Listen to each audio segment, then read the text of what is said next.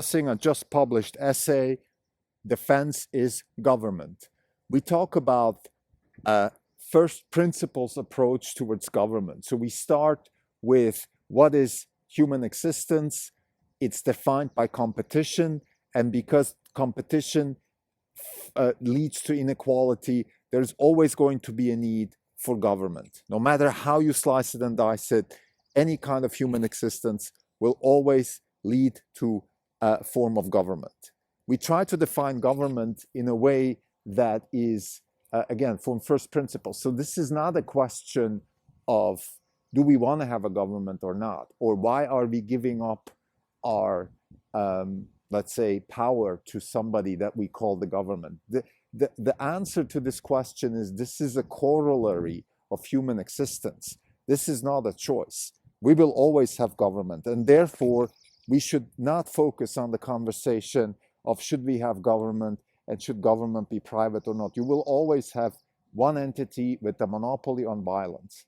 Now, if there is more than one entity with a monopoly on violence, then you will have a war. That's what a war is. The definition of a war is when several entities fight for the monopoly on violence. But you will always have only one entity within a certain confine. In fact, that's how you define a species. That's how you define a nation, or the most optimal organization of people, which happens to be a nation today. It used to be the kingdom in the past, and God knows where it's going to be in the future. But my point is the most optimal way to live together as humans is always going to be defined by the most optimal way to provide defense through a government. So this is incredibly fundamental. I'm very happy about this essay. It evolved through readings of the Principles of Economics by Safedin Ammous and other free market economists who argue for some sort of privatization of defense.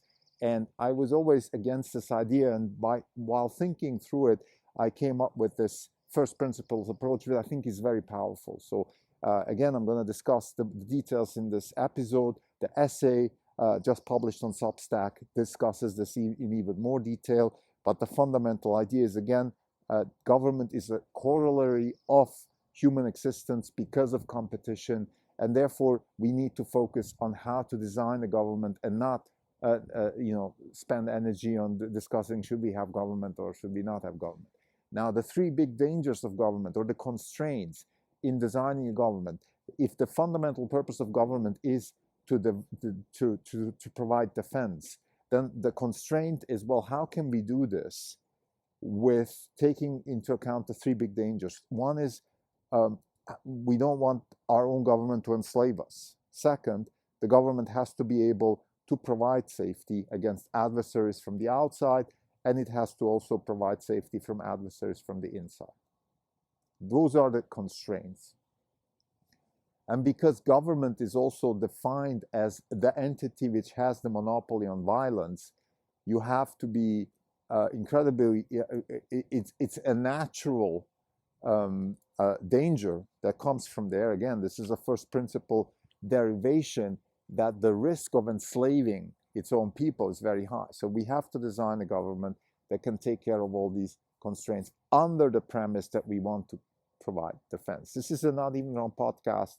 It's May 30th, 2023. This is Krim Zelko. For today, the fund is up 5%. The market's down 40 basis points. For the year, we're up 69%. The market is up 9.1%. We're outperforming by 59.9%. Before I go into the conversation of the essay, just a quick market update. We have a continuous surge in interest in AI. The stocks are up. NVIDIA and most other artificial intelligence stocks are doing well. And I think we are expecting a bubble creation now in generative AI. This is how markets work. There's a new technology, a new killer app. There is a new narrative which is perpetrating across Wall Street. Money will flow into these sectors. It will catch the leaders such as NVIDIA and Microsoft, and then it will proliferate throughout the system. Also catch our largest investment, Tesla, which is also an AI stock, however, not a generative AI stock. So that is a question and an episode on itself of how we deal with this problem right now, expecting a surge, expecting a bubble creation in generative AI, which is a money-making opportunity. And at the same time, also, we have an investment in something that is not directly related to generative AI. However, it is AI, which is the good news, and we expect Tesla to do well, even besides the generative AI surge that we expect. Now let's get to the essay, Defense is Government, just published on Substack. The fundamental thesis is the following, and let me just give you some background. I read, in fact, I didn't read The Principles of Economics by Safdie Ammous. I listened to his podcast where he describes the book, and there he talks about the idea of privatizing defense. And I think this is a common idea in private market economists, free market economists, that say that defense is a private problem that government shouldn't be providing, and so on and so forth. Now, I think at the limit, I do agree. Like everything else, it is eventually defense will be provided by the most effective entity. Now, that entity is what we call government, and I think it is actually this is, if there is any natural monopoly, if there is such a thing, then that is the natural monopoly is government. And here's why. I think you can define the question of how should people live together has been answered in the last 200 years by the word nation. So in other words, we have created nations under which people live together. We have flags, we have languages, we have cultures, those sort of things. Now, I would say that the most efficient way for people to live together is defined by the most efficient way, but how these people can provide defense for themselves. So be it defense, if defense is best provided by people that live in a so-called nation, such as, for example, in France under Napoleon, which created the nation state, or in Italy under Garibaldi, creating a unified Italy, and so on and so forth, that happened to be the most efficient way to organize defense. So the way people live together will always be defined by the most efficient way to create a government. Now, what is a government? A government is the entity which acquires the monopoly on violence. This is what the government is, because the monopoly on violence is required to provide the defense that is necessary, which is the first level. It's the first, if you want, it's the first level on Maslow's hierarchy of needs. This is very crucial. It's even before food and shelter. If you don't have defense, because defense, which is the thing that provides safety, and secures your body, your life, your law, your norms, your religion, all of these things that are fundamental to anybody's life. It's even more important than food and shelter. This is another discussion. You could discuss, well, no, food is more important. I would say, no, if you don't have liberty, if you're not free, if you're enslaved, you're not alive. And therefore, even food and shelter, I mean, the best example would be solitary confinement in prison. You still get food and shelter, but it's not really life. So anyway, let's not go there again. This is a postulate. I'm happy to discuss it, but I would say that defense is the fundamental corollary of human existence.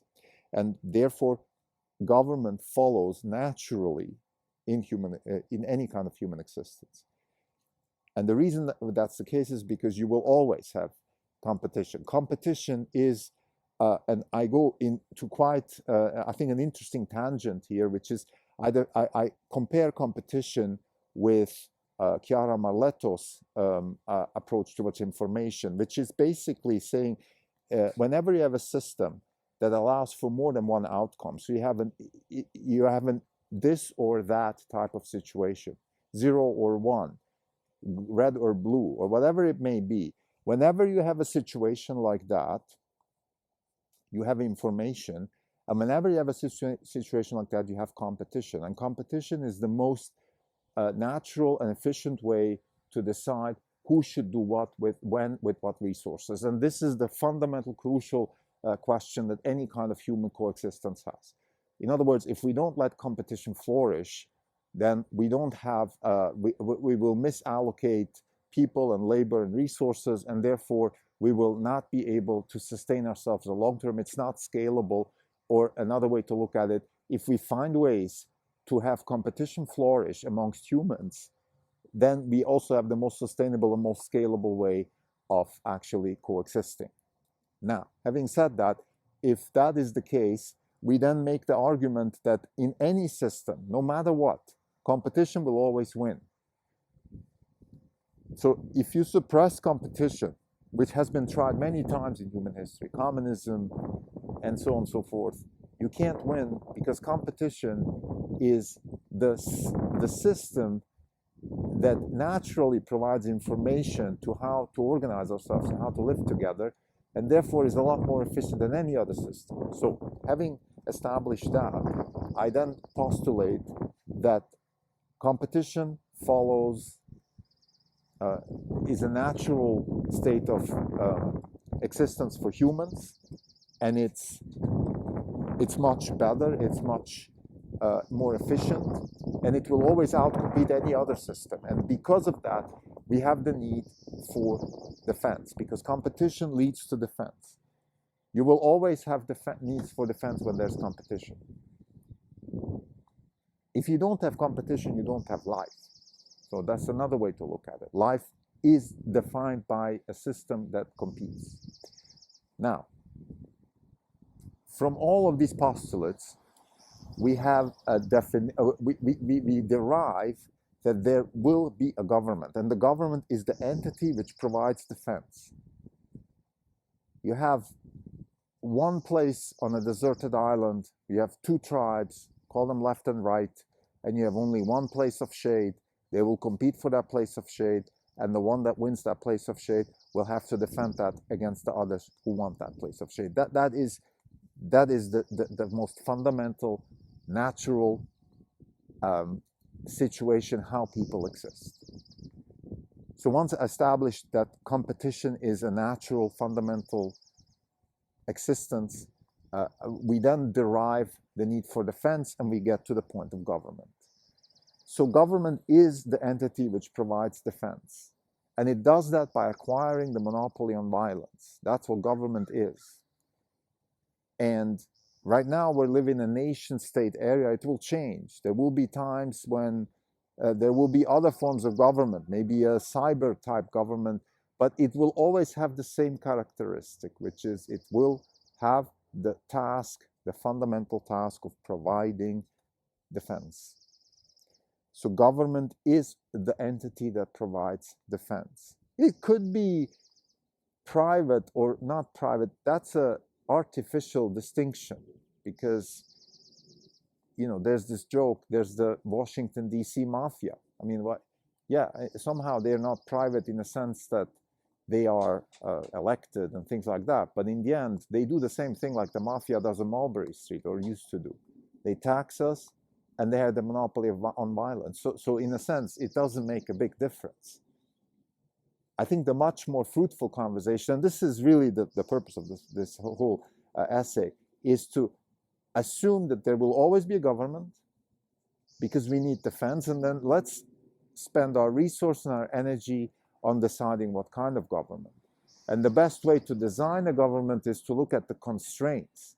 You want to have the most powerful possible government because you want to be able to defend yourself against adversaries from the outside.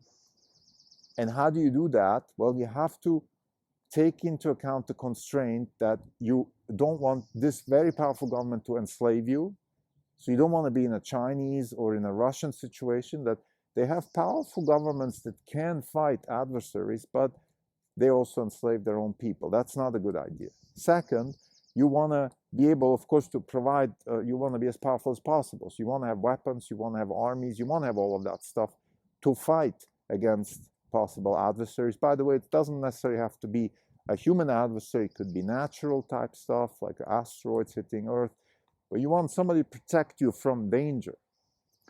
And third, and this is where I actually emphasize the most, this is the danger that I think we are the least aware of, at least in the US, as it pertains to the United States of America, which is the danger from within. Dwight Eisenhower spoke about the military-industrial complex in his farewell address in 1961.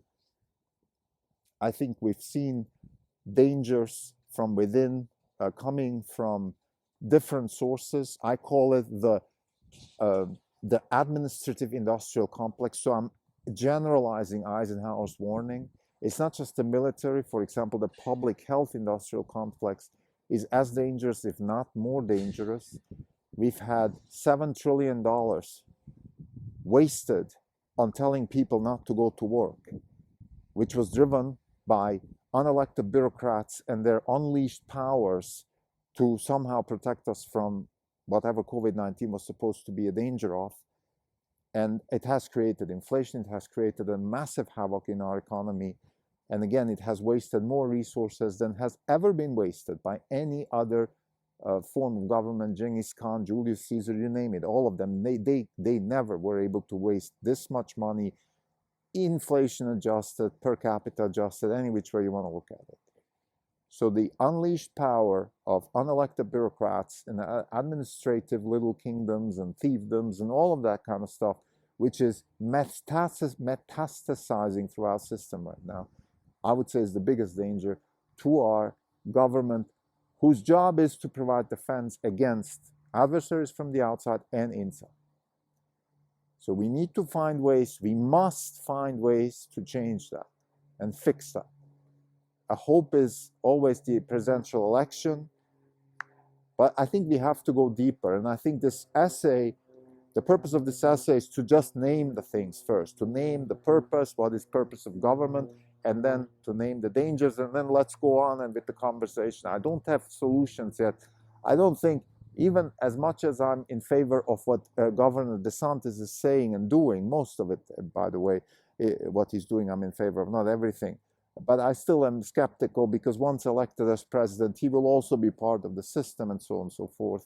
And there's also always the danger when you have somebody like DeSantis, who is very big on executive orders and powers, that he could overdo his own, sort of power stretch, and that is a danger too. So, but we have to, I think, as a community, particularly in the United States, but this, by the way, this relates to the rest of the world. This is not just a United States problem, particularly in Europe, Australia. We had huge overreach of power in Australia and New Zealand. People were quarantined, people were forced to go into hotels.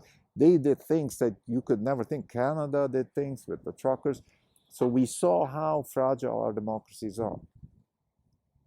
And by the way, democracy is just one way of government. Democracy is an incredibly intelligent, I would say, 0 to 1 type event that happened with the birth of the United States of America, where we tried to find a government that can defend us from adversaries and introduce things like checks and balances and a lot of things, representative vote. We've done a lot of good things, and I think it has survived over 250 years, but it's not taking care of some of the biggest dangers that are right now facing us, and that is, again, the unleashed bureaucratic power of unelected officials. We have the Federal Reserve and fiat money, which is fueling that monster, because what is power? It's access to funding. So we have problems that we need to address.